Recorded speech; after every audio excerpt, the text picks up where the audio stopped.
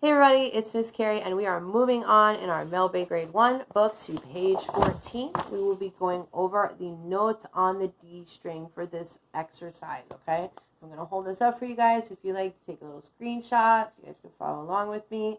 So moving on to our fourth string. Our fourth string is the D string. Okay, so D is going to be our open fourth string. When we read it on the staff, D will be represented by the note that goes just below the first line, okay? So unfortunately, this falls outside of our every good band deserves funding and our face inside the space. So we're extending down out of the staff, okay? So D is going to go just below the first line. E is the first line of the staff. Keep in mind that E is the E from every good band deserves funding, not the E from face inside the space, okay? So D just below the line, E is the first line. F is going to be the first space, okay? So remember, F is part of the face. In the spaces, it's not part of our every good band deserves funding. So make sure you guys have the E's and the F's correctly. Otherwise, you guys will be playing in completely wrong octaves, okay? One of the most common questions that my students ask me is, how do I know which D is which? How do I know which E is which? You're always going to know by its placement on the staff. Keep in mind that the lower a note is on the staff, the lower it's going to sound in its tonality. And the higher a note is on the staff, the higher it is going to sound in its tonality. So for example, this D would be the fourth line D for your second string, third fret. That's how you know which one is which. This E, the other E you have is on your top space from face. That top space E, that represents your first string E. And F, this is the F on your fourth string, second fret. The other F goes on the top line. That's your first string, first fret. So keep in mind all those notes are played in completely different places, and they're on completely different places of the staff, okay? Generally, the people that are asking me, how do I know which one is which, those are the people that are writing letters on their notes. Don't write letters on your notes. It's the worst thing you could do. And as you can see, when you get into these duplicated letters, it's going to make things even more confusing for you. So just remember your face in the space. Every good band deserves funding, and you guys will be all set, okay? So basically, we're going to do a little breakdown of our whole notes, half notes, and quarter notes here. So remember D was our fourth string open, here like this, okay? So fourth string open D, represented by the note that goes just below the first line. E is our second fret. We'll be using our middle finger for that. That's our second fret on the fourth string, represented by the first line of the staff. And then F is our third fret, on the fourth string, represented by our first space of the staff, okay? We're going to go through whole notes, half notes, quarter notes real quick, okay? So you guys can get used to the letters, okay?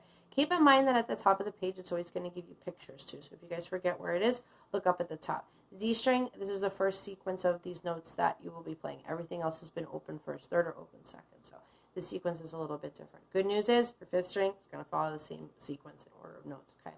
So anyway, D, whole notes, we're going to start with the D open, 2, 3, 4, E second fret, middle finger, 2, 3, 4, F third fret, 2, 3, 4, back to E, 2, 3, 4, and then D open, 2, 3, 4, skip F to third, 2, 3, 4, E second, 2, 3, 4, D open, 2, 3, 4. Okay, half notes, same exact pattern. We're going to go by 2. So we'll be striking on the 1 and the 3 beat, like 1, 2, 3, 4.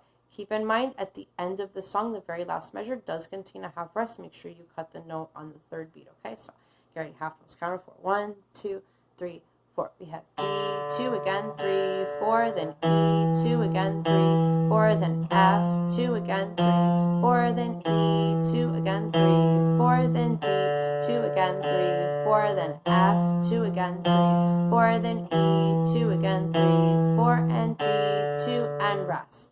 Last one, quarter notes, we're going to have 4 of each. Again, it's the same pattern.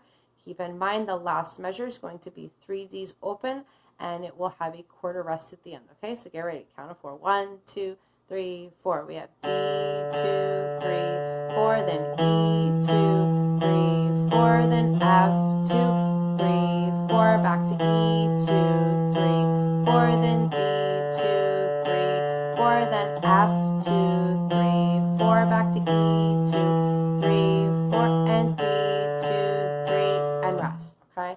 So I'm going to make a separate playthrough video where I'll go through each one of those with, whole note, half note, quarter note, and we'll start with, an andante, slow and easy pace, a moderato, a medium pace, and an allegro where we'll do a fast and lively pace on all 3 of those, okay? one thing I do want to say to you guys, these exercises are super, super predictable, okay? What I mean by that is, as you've noticed from our E string is a little bit different, our G is a little bit different, but our B string, D string, and you'll see when we get to the A string and the 6th string E, it's going to follow the same exact pattern of exercises. So the downside of it becoming predictable is that it makes you guys kind of not look at your notes, which means you don't actually learn your notes. So make sure that you're playing it and you're actually reading it as you're doing it. Make sure you're not just constantly doing it from memory, because if you're doing it from memory, yeah, that's awesome, that's great, you're going to remember where your notes are, but at the same time, you're not going to remember how to read them. So make sure you guys are looking at it and you're playing it as well, okay? Keep that in mind, and also make sure you're following, proper finger positioning with your middle finger on the 2nd fret and your ring finger on the 3rd fret, okay? So tune in for our next video. We're going to do a guided D string with whole notes, half notes, quarter notes. Okay, super fun. Also, keep in mind that now that we're getting into more notes, we can do more songs. So the songs that are in the first 3 strings, they're not really the greatest songs in the world, but keep in mind there's only so much you guys can do with like 5 to 6 notes, okay?